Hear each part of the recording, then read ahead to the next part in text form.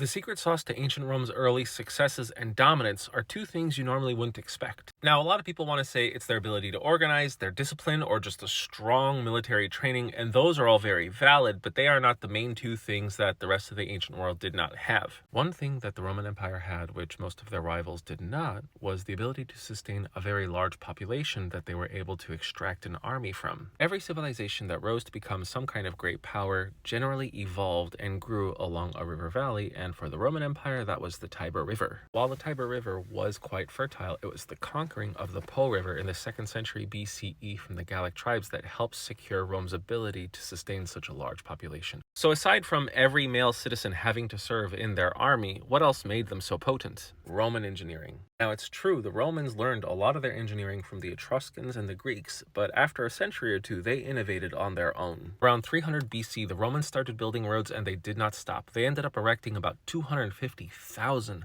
miles of roads all across the empire before they fell. A hefty chunk of these roads still exist today, and during the peak of the Roman Empire, they were able to send troops moving 20 to 25 miles every single day. We can't forget the Roman aqueducts. They ended up having about 600 miles of them, and at the peak of the Roman Empire, Rome itself was getting about 300 million gallons of water per day from these systems. Honestly, I could just say that Rome had one secret sauce, and that was their engineering, because this is the only way they were able to sustain such a large population. And if you're talking about Roman engineering, of course you can't forget just the advanced weaponry that they had or the improvements that they made to the Greek catapult or the onager. So let's think about this. The Roman Empire not only had a very large population that they were able to easily sustain, but they were able to move these troops anywhere throughout the empire very, very quickly. These well-trained, highly disciplined troops who had a strong idea of what it was to be Roman could move like lightning to any other competitor that sought to face them. And during this time, it did not matter how much better the enemy's troops were or how many times the Roman army lost. Just look at Hannibal of Carthage. For 15 years, he laid waste to most of the Roman armies that went against him.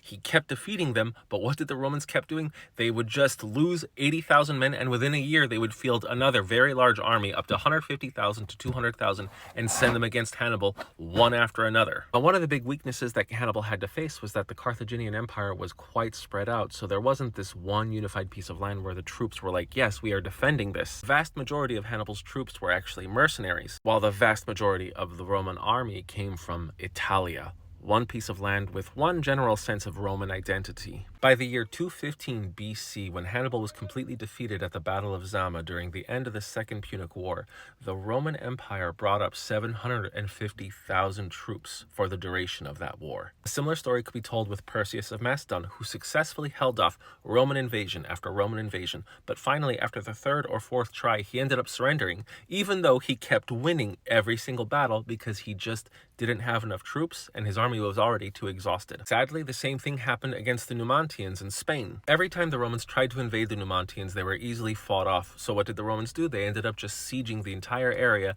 and waited it out. This was around 133 BC, and for 10 years, the Numantines were able to break the siege, fight the Romans off, but again, the Romans just kept sending more and more of their troops over to constantly besiege the Numantine area until they surrendered and, of course, were killed off or enslaved. This is how Rome conquered every single one of their enemies. It was a very effective measure of just wash, rinse, repeat. Now, because Roman infrastructure was so advanced and their population was so large, they were able to not only wipe out any of their enemies, but they were able to constantly learn. The Roman Empire was able to lose and lose until their enemies taught them how to beat them. So not only was the Roman Empire growing in population, their engineering was becoming more advanced, but they were becoming more tactically brilliant. We all know what ended up happening to Rome. They expanded way too far and kept having to conquer new lands to feed the appetites of their population in Italy. It didn't matter how many troops they were able to raise, it just became too much of an empire to constantly fight off any of the invaders and, of course, to deal with the internal divisions that constantly would bring them down. Even though the Roman Empire did have an amazing recipe for early success, they were not able to maintain it just because of a lot of corruption and the basics of human frailty. Anyway, I hope you guys like this post and I exposed you to new information. I'm the Geo Husar and expect to see more history posts from me. If you find the post I just made useful, educational, informative,